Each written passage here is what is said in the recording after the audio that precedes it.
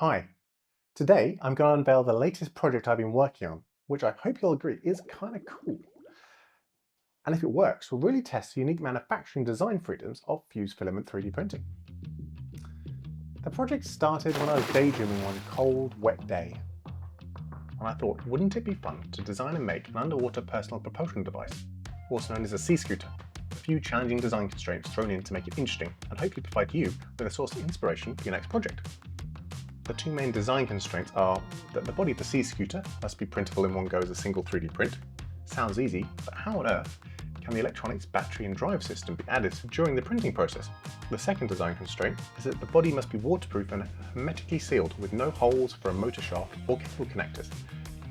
Just take a look at all of the connections that are typical for this environment. How can we get power and control signals into and out of a system that has no physical connection to its outside environment? And how can we drive a propeller if we can't make a hole for the shaft? Magic? In this video, we'll focus on the second point, in particular how to make a 3D print hermetically sealed. For this to work, we're not just talking about whether the print can hold a bit of water, but needs something that can stand up to some serious water pressure without springing a leak.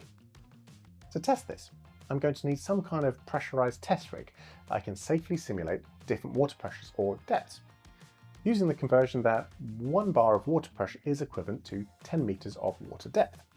And I want to be able to potentially test up to about 80 meters depth, which is equivalent to about 120 psi or 8 bar. This is a serious pressure that the rig will have to be able to contain. To give you an idea, 8 bar of pressure is equivalent to a 2-ton car balancing on an 8-inch or 20 centimeter cylinder. So to handle this kind of pressure, I've gone for a design that consists of a polycarbonate cylinder with 3D printed end caps, also out of polycarbonate. These form a tight seal around the cylinder using a large silicone O-ring, and either end secured in place with 6 pieces of M10 threaded rod. They'll be filled with water and a 1/4 inch air hose fitting tapped into the top so that I can connect it to an air compressor to pressurize the rig. It's really important to stress that building something like this can be really dangerous if you don't know what you're doing, so please don't try this at home. I've made a very clear design choice to build this out of polycarbonate, despite it being quite a bit more expensive than, say, acrylic for the tube or perhaps ABS for the end caps. Put simply, most plastics are not strong enough or too brittle to use to reliably withstand the sort of forces we'll be talking about here.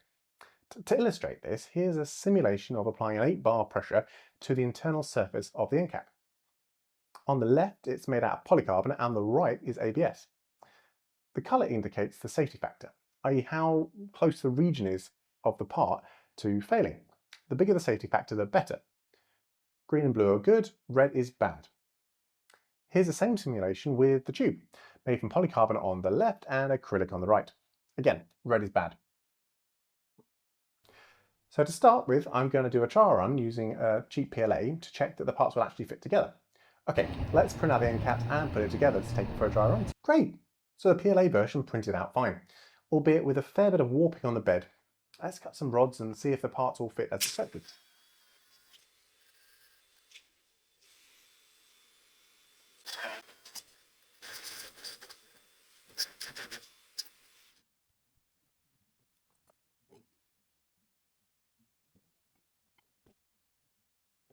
Great, that's looking exactly how I'd hoped. Let's move on to printing these parts in polycarbonate. Oh no!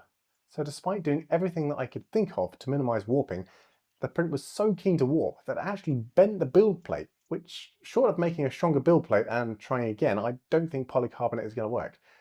Let's do the atmospheric pressure testing with the PLA and caps, as there's no real strength requirement or risk of catastrophic failure. Right, okay, let's rewind back to the start and think what it means to be hermetically sealed and why fused filament 3D prints are typically not great at this. To make something hermetically sealed, it needs to be both air and waterproof, which in an ideal world would mean no holes and no weak points. As you know, fused filament 3D prints build up a part in layers that fuse to one another as a new layer is added. This fusing process is not typically perfect and often leads to a small gap remaining between the layers. Also, for all prints other than those printed in phase mode, the outer and inner perimeters will create a seam where the perimeter starts and stops due to the outer width of the nozzle getting in the way. This is often very visible and allows you to actually see a gap through the part, which might come to cause us some issues when we come to test its waterproofness. Right, so I'm going to be testing a scaled down, simplified version of the sea scooter hull to make the testing as representative as possible.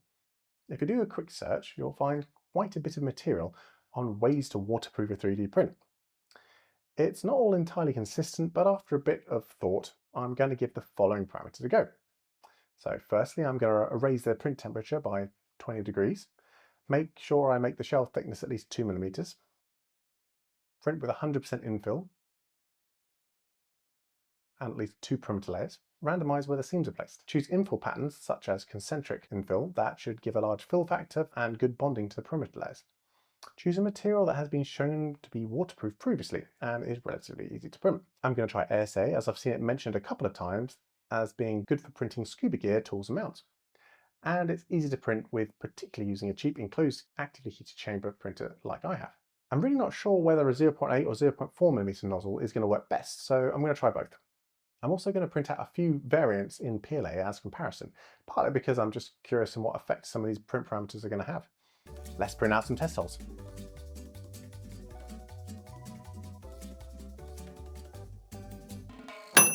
The samples will be attached to this load spring and submerged in a tank to measure how buoyant it is, or how strong it wants to escape the water over time.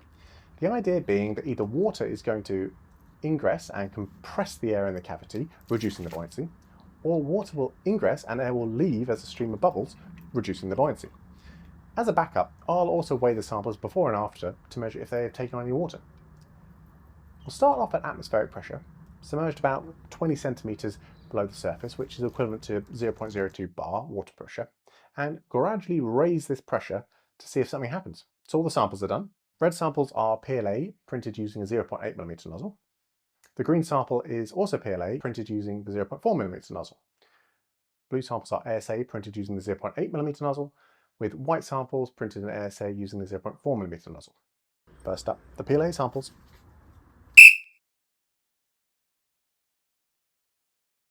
Oh dear, that is a lot of bubbles. Not a good sign. Interestingly, the one printed using the smaller 0.4mm nozzle seems to do the best, and rather unsurprisingly, the one printed with the aligned seams is the least waterproof. Let's give ASA a go. Oh, so there's a lot less bubbles, but the 2mm hull thickness blue sample printed using the 0.8mm nozzle seems to have at least some bubbles on the surface. Okay, wow, this is really interesting. Both the 2mm and the 3mm hull thicknesses printed with the smaller 0.4mm nozzle remained waterproof, as well as the thicker 3mm samples printed using the 0.8mm nozzle. So ASA printed parts are more waterproof than PLA, and there's growing evidence that the finer 0.4mm nozzle produces parts which are more watertight than the 0.8mm nozzle. Okay, I really want to see just how waterproof the ASA samples are, but we've reached the end of the road with what I can do using the PLA printed end caps. So let's put our thinking caps on and see if we can come up with a solution for the polycarbonate warping issue. If you watched my previous video on testing carbon fibre bearings, I mentioned that one desirable effect of adding chopped or milled carbon fibre to a filament is that it reduces the thermal expansion coefficient of the printed part, meaning that it should warp a lot less. Let's give it a go. Look at that, much better. I think this actually might work.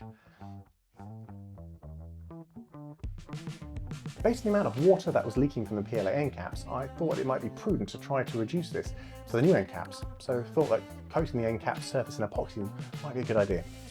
I opted to use a flexible epoxy so that this won't crack as the plastic flexes. Let's do a dry run to see how the rig holds up under pressure.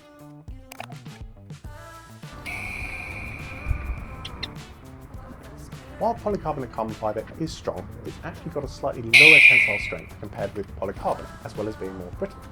So this combined with the reduced interlayer strength of 3D prints leads me to conclude that I should increase the pressure safety factor and restrict the maximum pressure I will test to only 4 bar.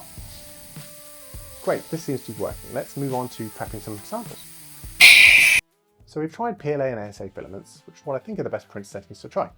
So as well as trying the ASA samples again at the higher pressure, I think I want to have a go at trying some additional post-processing to see if we can improve the waterproofness even further. First off, acetone smoothing of ASA is commonly suggested as a way to seal the gaps in the surface of prints, so let's give that a go. We'll try it on both the 0.8 and 0.4mm nozzle printed versions and try to combat the cold weather by using a hot water bath to evaporate the acetone and a slightly oversized fan to circulate the vapours in the box.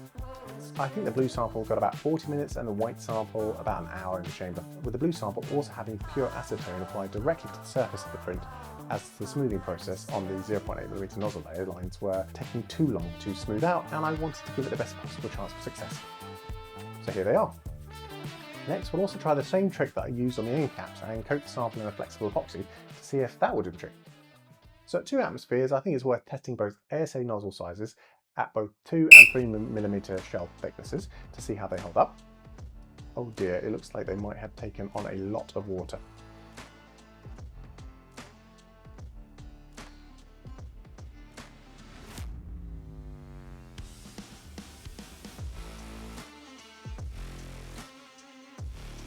Watch again what happens when the pressure is released. The water must be displacing the compressed air inside the test sample and compressing it and coming out as bubbles when the pressure is released. So ASA is good for light submerging, but isn't waterproof at any real depth. That is a shame. But again, samples printed with the smaller nozzle size seem to do a lot better. Next, the acetone smooth samples.